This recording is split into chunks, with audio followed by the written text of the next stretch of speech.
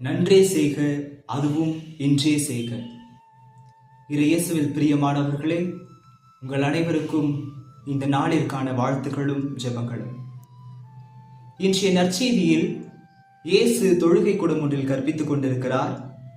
18 ஆண்டுகளாக தீயாவி பிடித்த நலம் குன்றிய ஒருவர் அங்கு இருக்கிறார். அவர் சிறிதும் நிமிர முடியாதவாறு கூன் விழுந்த நிலையில் இருக்கிறார். இயேசு அவரை குணப்படுத்துகிறார். இந்த இடத்தில் தொழுகை கூட தலைவர் கோபம் கொண்டு கேட்கிறார், வேலை செய்ய 6 நாட்கள் உண்டே, அந்நாள்களில் வந்து குணம் பெற்றுக் கொள்ளுங்கள், ஓய்வு நாளில் வேண்டாம் என்கிறார். இயேசு மறுமொழியாக, கால்நடைகளுக்கு தண்ணீர் காட்டுவதில்லையோ என்கின்றார். ஆண்டவர் தம்மிடம் பற்றிக் கொள்ளும் அனைவரையும் பாதுகாக்கிறார். திருப்பாடல் 145 வசனம் 20. இயேசுவின் மீது நம்பிக்கை கொண்டு அவரிடம் சுகம் கேட்பவர்களுக்கு சிறிதும் தாமதிக்காமல் இயேசு உதவுகிறார். கேட்கும் வரங்களையும் கொடுக்கிறார். அவர் நேரமோ காலத்தையோ நாட்களையோ அவர் பார்ப்பது கிடையாது. யூதர்கள் மத்தியில் இந்த நாட்களை நேரங்களை பார்த்து செயல்படுவது என்பது யூத சட்டங்களில் உள்ளடங்கி இருக்கிறது. ஆனால் இயேசு அவற்றை சிறிதும் கூட பொருட்படுத்தாமல் தனது தேவையில் இருப்பவரை, உடல் சுகம் வேண்டி இருப்பவரை குணப்படுத்துகிறார். நாம் இன்றைய நாளில் நற்செய்தியான அன்னை மரியாள் என்ற சிந்தனையில் நாம் சிந்தித்துக் கொண்டிருக்கிற வேளையில், அன்னை மரியாளும் இதேபோல் இயேசுவை போல சிறிதும் தாமதிக்காமல் தனது அனுபவத்தையும் தனது ஜெபத்தையும் தனது வேண்டுதலையும் எந்த ஒரு நேரத்தையும் காலத்தையும் பார்க்காமல் நமக்காக பரிந்து பேசிக் கொண்டிருக்கிறார். நாம் யோவான் நற்செய்தியில் பார்க்கிறோம்.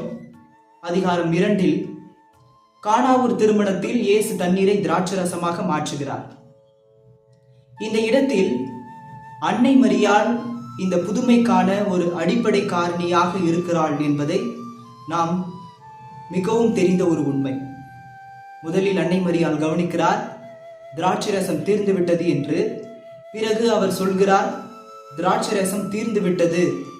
அதற்கு இயேசு, எனது நேரம் இன்னும் வரவில்லையே என்கிறார். இயேசு இந்த இடத்தில் நேரத்தை குறிப்பிட்டிருந்தாலும் இந்த புதுமை நடப்பதற்கு அன்னை மரியாளே முழு காரணமாக இருக்கிறார். எனவே நாமும் பல நேரங்களில் நாம் உதவும் கரங்களாக இருந்தால் கூட நாம் நேரத்தையோ நாட்களையோ சில சூழ்நிலைகளையோ நாம் எதிர்பார்த்து கொண்டிருக்கிறோம். இந்த நாளில் தான் நான் உதவ வேண்டும், இந்த நேரத்தில் தான் இதை நான் செய்ய வேண்டும், அப்படி என்கின்ற ஒரு நேரத்தை பார்க்கக்கூடிய மனிதர்களாக நாம் இருந்து கொண்டிருக்கிறோம். நான் உங்களுக்கு ஒரு கதையின் மூலம் இந்த நேரத்தை பார்க்கக்கூடிய மனிதர் எவ்வாறாக இருந்திருக்கிறார் என்பதை உங்களிடம் நான் தெளிவுபடுத்த விரும்புகிறேன். ஒரு மனிதன் சாகும் தருவாயில் இருக்கிறார். அவரிடம் உதவி வேண்டி ஒருவர் வருகிறார். அவர் மிகவும் ஏழ்மையானவர், பசிப்பினியோடு வாழ்ந்து கொண்டிருந்தவர், கையில் ஒற்றை ரூபாய் கூட இல்லாமல் தனது வாழ்க்கையை நடத்தி கொண்டிருக்கிறவர் தன்னிடம் வருகிறார். அந்த மனிதர் அவருடைய வாழ்நாளில் முழுவதும் நேரத்தையும் காலத்தையும் சூழ்நிலைகளையும் விரும்பி வாழ்ந்து கொண்டிருந்தவர். எந்த வேலையை செய்தாலும் அதற்கான ஒரு நேரத்தை குறிப்பிடுவார்.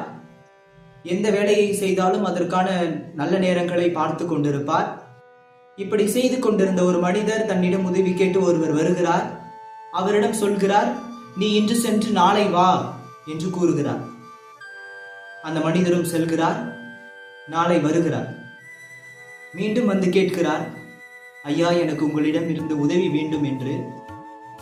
அந்த மனிதர், இன்று நேரம் நல்லா இல்லை, இன்று நாட்களும் அவ்வளவாக பெரிதாக இல்லை, நீ இன்று சென்று நாளை வா என்கிறார். அந்த மனிதரும் வருகிறார். அடுத்த நாளில் இந்த மனிதரும் இருக்கிறார், இந்த மனிதரும் இருக்கிறார். அன்பார்ந்தவர்களே, நாம் எப்பொழுது எல்லாம் நேரத்தையோ காலத்தையோ சூழ்நிலைகளையோ நாம் எதிர்பார்த்து வாழ்ந்து கொண்டிருக்கிற பொழுது நாம் எதிர்காலத்தில் நமக்கு என்ன நடக்கும் என்பது நமக்கு தெரியாது. ஆகவே இயேசுவை போல, அன்னை மரியாளை போல நேரம் காலம் பார்க்காமல் உதவும் கரங்களாக தேவையில் இருப்போருக்கு நமது நேரத்தை செலவிடுபவர்களாக வாழ உங்களை அழைக்கிறேன். ஆமென்.